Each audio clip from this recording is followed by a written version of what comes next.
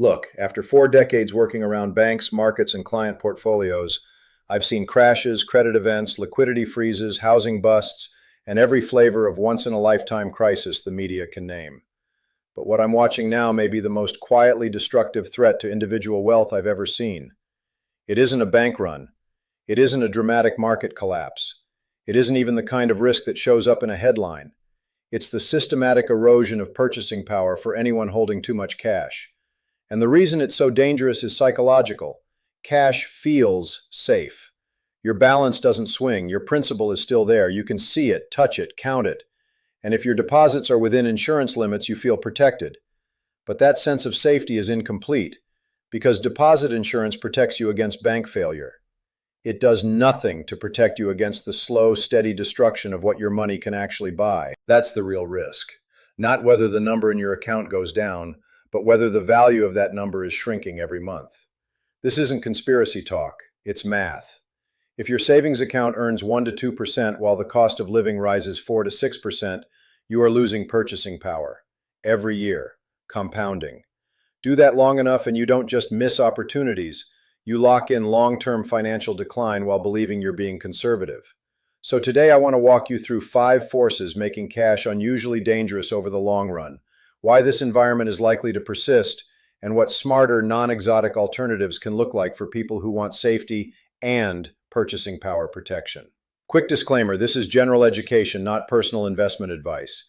Your situation depends on your age, income stability, debt, tax status, time horizon, and risk tolerance. Talk to a qualified professional before making big changes. Now let's get into it. The first threat is the most obvious and also the most ignored. Cash yields are below inflation.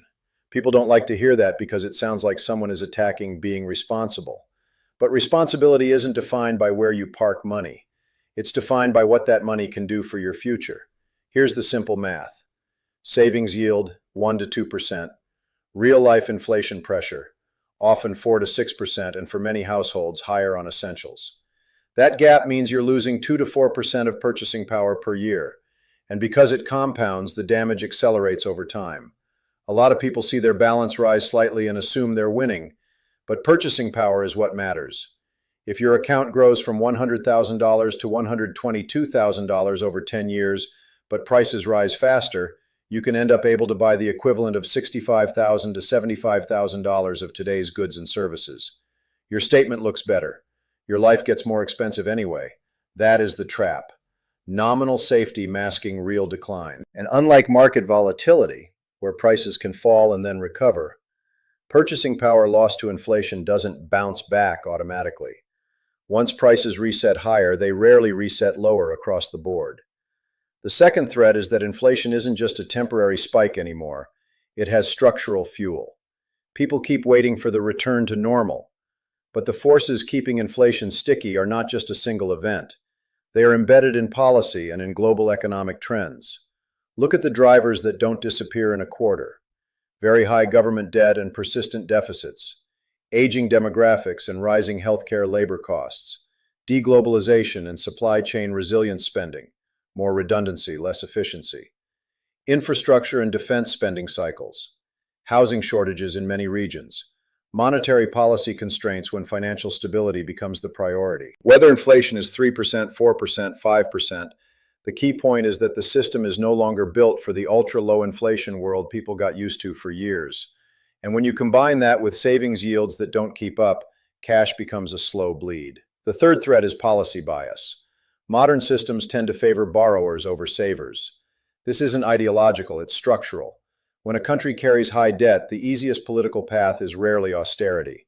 It's often some form of financial repression, keeping real interest rates low relative to inflation, so the debt burden shrinks in real terms over time. That environment is friendly to governments, cheaper debt servicing in real terms, borrowers, mortgages, business debt, asset holders, stocks, real estate, and unfriendly to savers holding cash at low yields. Cash holders don't have a lobby, borrowers do, homeowners do, asset markets do. The political incentives tend to keep the system tilted. The fourth threat is currency debasement pressure and global competition. This does not mean the dollar dies tomorrow.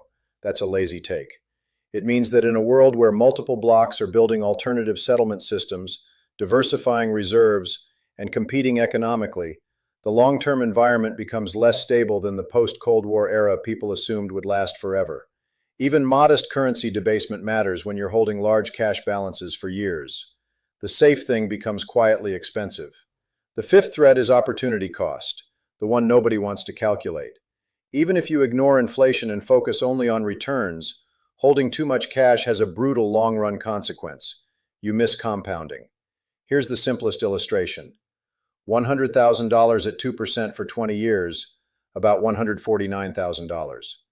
$100,000 at 8% for 20 years, about $466,000.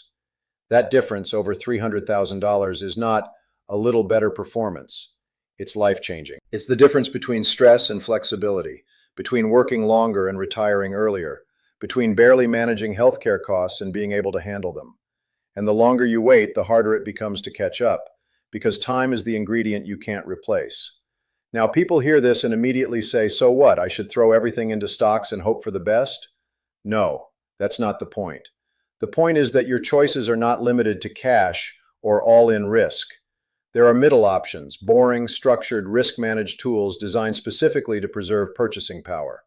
So let's talk about practical alternatives to excessive cash. Nothing exotic, nothing complicated. 1. Treasury inflation-protected securities. Tips. Tips are designed to adjust with inflation. They aren't perfect, and they have interest rate risk if you trade them short-term, but conceptually they target the exact problem cash cannot solve: inflation erosion. For conservative investors, a tips allocation can provide a bridge between I want safety and I don't want purchasing power to evaporate. 2. Money market funds and short-term U.S. Treasury bills. Many people leave large sums in low-yield bank savings accounts out of habit, but short-term treasuries and high-quality money market funds often pay meaningfully more while remaining highly liquid. If your cash is really an emergency fund or near-term reserve, consider whether it belongs in instruments that actually reflect current short rates. 3. Short-duration bond funds or individual short-term bonds matched to your timeline. If you have a goal 1 to 5 years away, you don't need stock market volatility, but you also don't need guaranteed purchasing power loss. Matching maturities to a timeline can reduce risk while improving expected returns relative to a basic savings account. 4. Dividend-focused, high-quality equities for long-term funds. Dividend-paying companies with durable business models often raise dividends over time. That rising income stream can help hedge inflation while still giving you growth exposure. This is not about chasing yield. It's about holding quality businesses that can maintain pricing power. 5. Real estate exposure, including REITs if appropriate. Real estate is not risk-free, but it often behaves differently from cash because rents and asset values can adjust with inflation over time. REITs can provide diversified property exposure with income, but they also come with market volatility, so position sizing matters. Now, how do you implement this without making a mess? Here's the simplest framework. Keep true emergency liquidity, usually 3 to 6 months of essential expenses. Park that liquidity in something liquid and higher yielding than a dead savings account, often money market or T-bills, depending on your setup. Keep medium-term money, 1 to 5 years, in short-duration instruments matched to your timeline. Put long-term money, 5+ years, into a diversified portfolio designed to outpace inflation. And if you're sitting on a large cash pile and you're nervous about entering markets, you don't have to do it in one day. You can transition gradually through dollar-cost averaging over 6 to 12 months to reduce timing stress. Now let me address the reasons people keep too much cash, because they're not stupid reasons. I'm afraid of volatility. Valid. But volatility is temporary. Inflation erosion is cumulative and permanent. The real question isn't, do I hate volatility? The question is, which risk is more dangerous for my timeline? I want liquidity. Also valid. But liquidity doesn't require low yield. You can structure liquidity intelligently. I don't want complexity. Fair. But a simple setup can still be far better than doing nothing. A money market fund plus a short-term treasury ladder plus a basic diversified index portfolio can be extremely simple. The uncomfortable truth is this. In the current environment, excessive conservatism is no longer conservative. It's quietly aggressive, against your future. So here are your practical action steps. 1. Calculate how much cash you truly need, not what feels comfortable. What you actually need for emergencies and short-term obligations. 2. Separate cash into buckets. Emergency, 0 to 6 months. Near term, 6 to 24 months. Mid-term, 2 to 5 years. Long term, 5 plus years. 3. Upgrade where each bucket sits. Emergency, liquid, higher yield cash equivalents. Near mid-term, short duration instruments matched to the timeline. Long term, diversified assets designed to beat inflation. 4. Transition gradually if you need to. Avoid emotional all or nothing moves. 5. Measure wealth in purchasing power, not account balances. Ask, what will this buy in 10 years? Not, will my statement show a bigger number? Because the central point is simple. The greatest risk facing most families right now isn't a sudden crash. It's the slow, invisible, compounding destruction of purchasing power while they believe they're being safe. Cash is useful, cash is necessary, cash is not evil. But too much cash for too long, in an environment where yields lag inflation, can become one of the most expensive safe decisions you can make.